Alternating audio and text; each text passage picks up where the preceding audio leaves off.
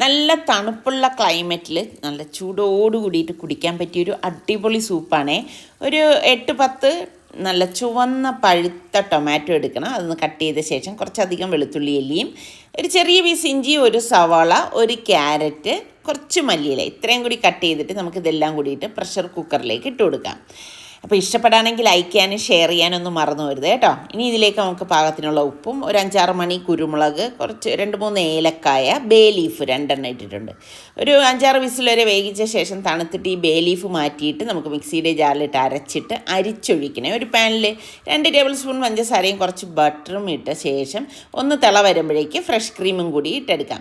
അപ്പോൾ ക്രൂട്ടൻസ് ഇല്ലാത്തത് കൊണ്ട് ഞാൻ ബ്രെഡ് ബട്ടറിലൊന്ന് ടോസ്റ്റ് ചെയ്തെടുക്കുകയാണ്. ടോസ്റ്റ് ചെയ്ത ശേഷം ഇതൊന്ന് കട്ട് ചെയ്തെടുക്കാം.